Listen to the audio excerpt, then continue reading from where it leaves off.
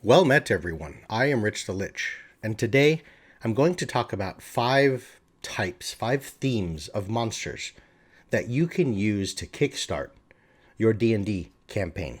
I'm going to keep things a little bit broad here. I'm going to talk about five types, five themes. I'm going to put on screen some very specific monsters, some pictures, so that you have something that you can focus on, but I want to keep it kind of as an overarching idea because there's just a lot of monsters that can fill these different roles. There is no particular order here in importance or what I think is cooler or more interesting.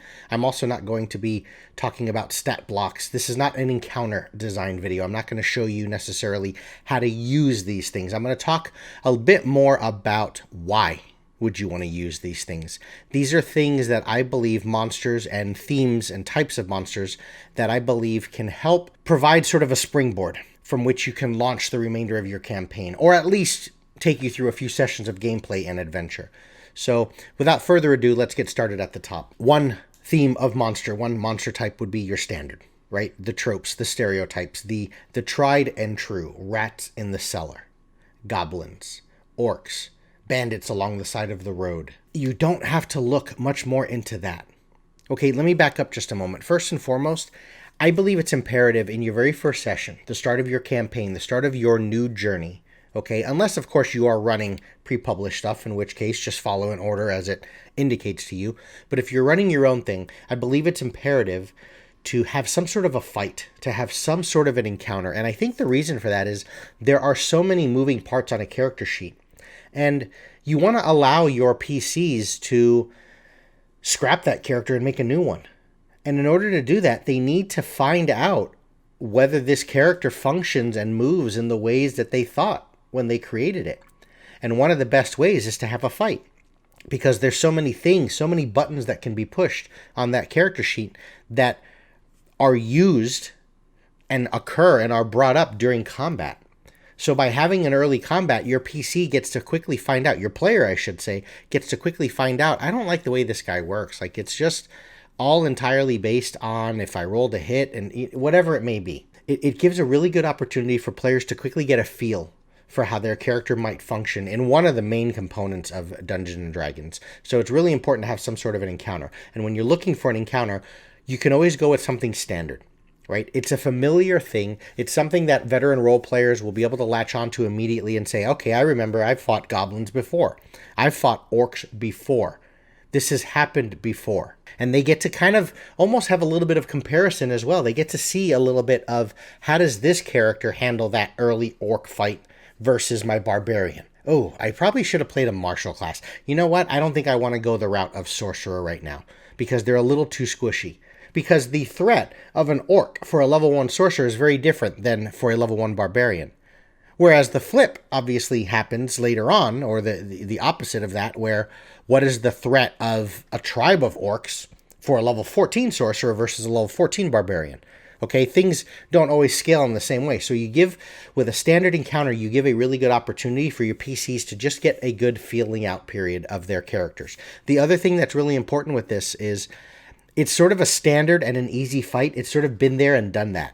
And you can start to weave in some elements of your world, maybe the adornments that the orcs and the goblins are wearing that indicate your gods, and you can start to attach it in your world and make these goblins feel like they're part of this new world, not the Forgotten Realms that they encountered them in 5 campaigns ago. But it also is an easy fight. It's something that you as the dungeon master can feel out the group. That's really, really important. I did say in the beginning that there's no real order to these things. This may be one of the most important aspects that you want to hash through very, very quickly in early encounter design. Is you want to get a feel for how your players operate at the table as well. Get a feel for how long a combat is going to take. Find out, especially if it's a new player, which player takes a really long time. Paralysis, analysis, whatever you want to call it. Which player takes a really long time to decide on their actions. And a very easy bog standard fight doesn't have to be boring. Even though I said bog standard, it doesn't have to be boring. It just can be familiar. And it gives all of both the players and the dungeon master ample opportunity to sort of weave their way through it really efficiently. Another creature type or theme is the planar or the outsider, something that's not from this place. You have to be careful with this, of course, because you can easily over CR the encounter, right? Remember, the assumption here is you're starting the campaign. This is session 1. So PCs are at level 1. The thing that's important with a planar or an outsider, such as a demon or something like that, is you start to poke at the storyline a little bit and offer to the players that this thing should not be here. You want to have something that is not supposed to be in this place, whether it means as specific as be in the village that they're in, to be in the city that they're in, or it should not be on this world. Why is it here? Are there more? And if it's something that's threatening, it really drives home the point of mystery and wonder.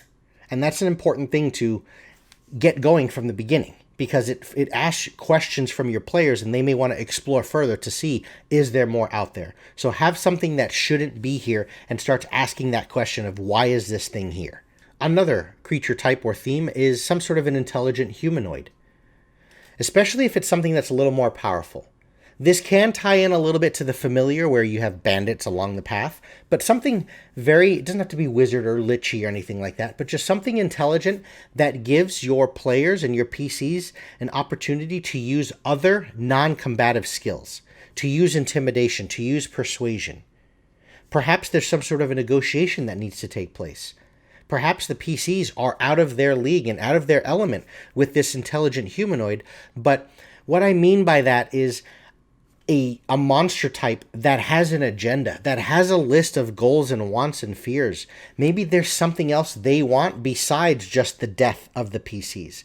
And in that, you give ample opportunity, similar to what I said with the standard fight, of your players now have a chance to really feel out the way their characters wrangle through combat and how they move tactically. But also you give the lore master, the College of Lore, you give the real role play, persuasion, charisma-based character ample opportunity to see if the skill set and the story of their background fits within the world, because you have a really good negotiation opportunity here. So have some sort of an intelligent humanoid as well. The fourth type or theme is something giant-sized. I'm just a big fan of this personally. I like having kind of Hulk smash. I think for younger role players, this really helps a lot because it creates the kind of Godzilla effect, okay? It doesn't have to be humanoid giant. It doesn't have to be actual giants, frost giants and whatnot. It can be a freaking Tarrasque if you want to. And I'll kind of talk about that in just a moment, the threat level that you might want to present when we get into the next one here. Just have something really, really large, okay? It really gives that epic, awe-inspiring feel. It's kind of that Jurassic Park feel when they first get out of the Jeep. I'm talking the very first original Jurassic Park movie, and they're looking up. It gives that, hell, maybe even use a dinosaur. It gives the new role players and the younger role players just this epic feel to your world, and it makes it feel big. The other thing it can do is it can really give a lot of scale to your world. If they encounter something, shoulders and head are above the walls of the village that they're currently residing in, where they begin the campaign, that says a lot, right? It speaks to the scale and verticality of your world, okay? The other thing that's really important is it allows you to use this giant-sized thing to sort of grab hold and capture, right? Something, I'm talking gargantuan plus, that's easily able to kind of grab up the PCs and grab these medium-sized and small characters, put them in their hands, put them in their pockets, because now you present another...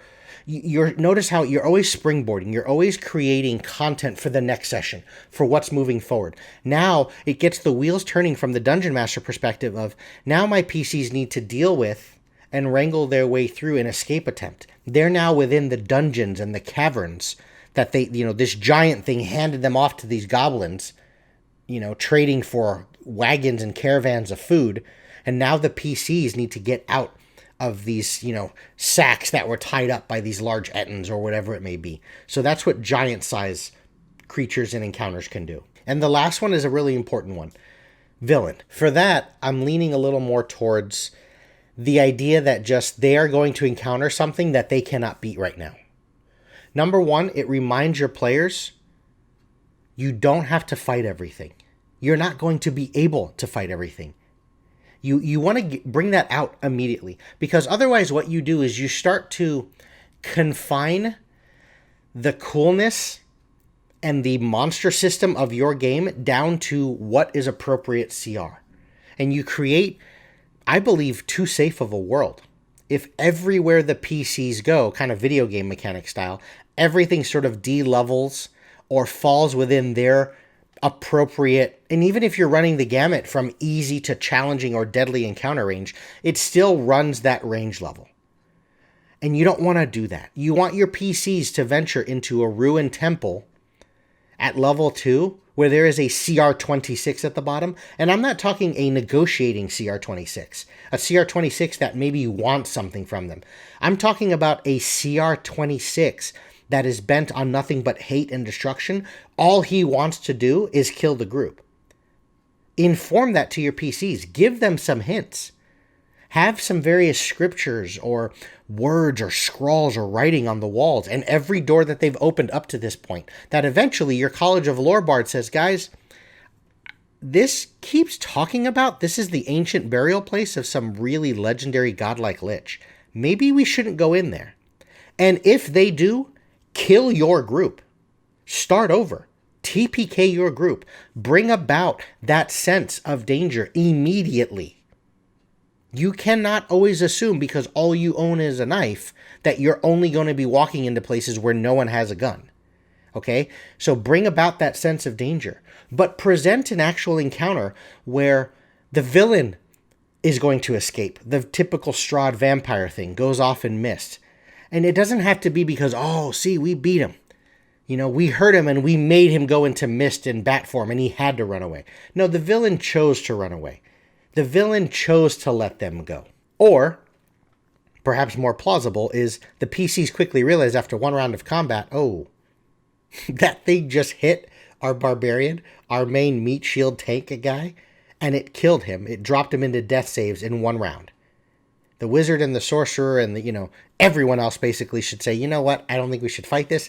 Let's go ahead and spend our next round of actions picking up the pancake that is our bard, and let's get the hell out of here, right?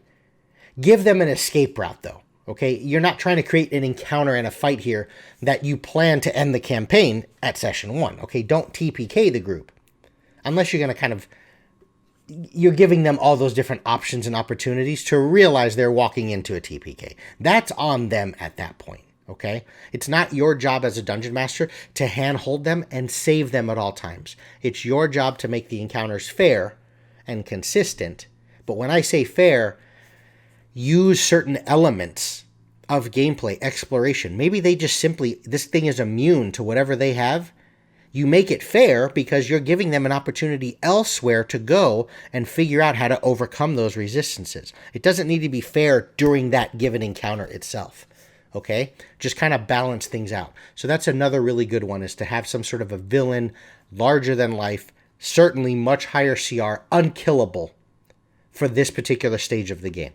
So that's it. Those are my sort of 5 creature types, themes that you might be able to kickstart your campaign with and use to help create an interesting situation during that specific session. But most importantly, ask a lot of questions, which then beg for answers from both you as the dungeon master and your players that can really springboard into some really cool sessions and gameplay opportunities later on. I hope everyone is keeping well and keeping safe. Thanks everyone for watching, and take care.